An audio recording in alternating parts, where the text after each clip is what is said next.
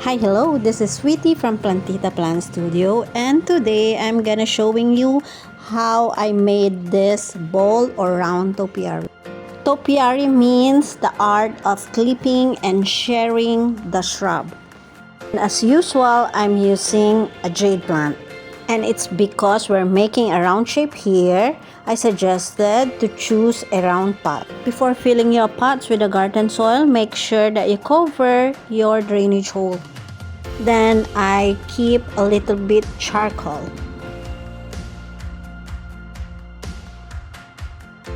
And fill the pot with cactus succulent soil mix. As I am creating a ball topiary here, I'm using this mudki or earthen pot. Now place your earthen pots in the middle. Make sure that your pot is completely filled with the soil.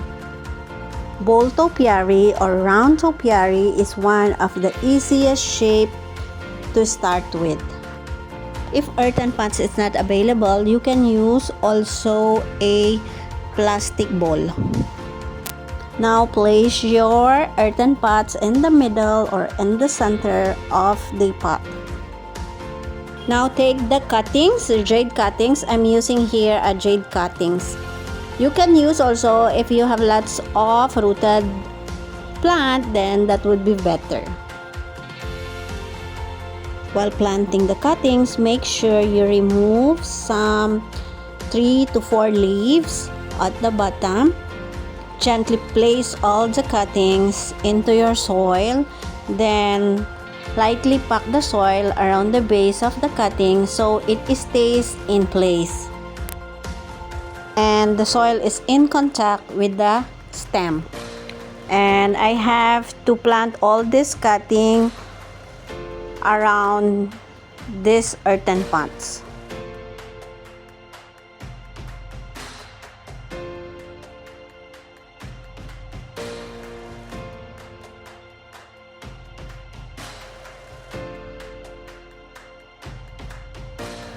As it's almost done, now it's time to do the wiring.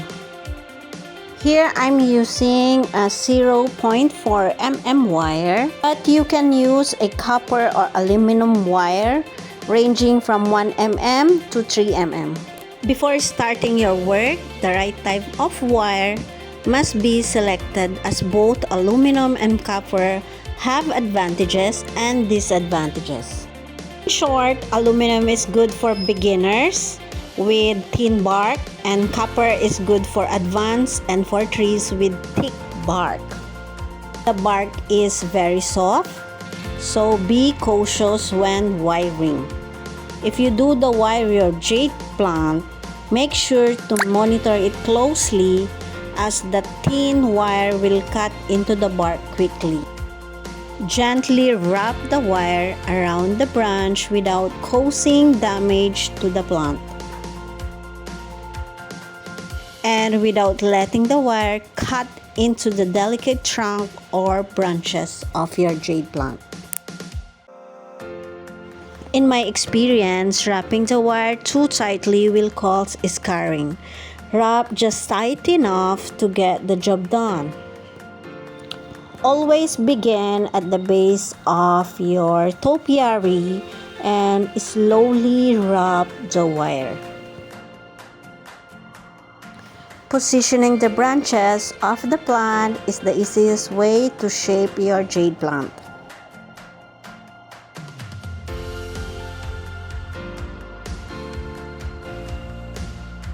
Wrap it all over your plant until you will get that desired shape, which is ball or round shape.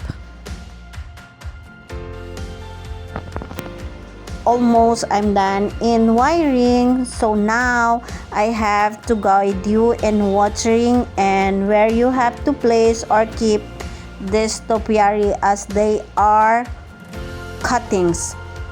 Jade plants prefer bright light and direct sunlight. Place your jade plant near to your window if you are planning to keep us indoors so that It can receive sufficient light. Don't keep in the dark places.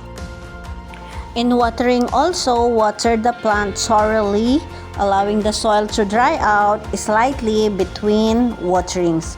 Overwatering can lead to root rot, so it's important to find the right balance in watering your topiary. Here it is, we are done making a bowl topiary. Prune and shape the jade plant. Regular pruning is essential to maintain the round shape. Always use a sharp pruning shears to trim the branches, leaves, and roots as well, as you can create more mature and aged look by wiring the branches into the desired position.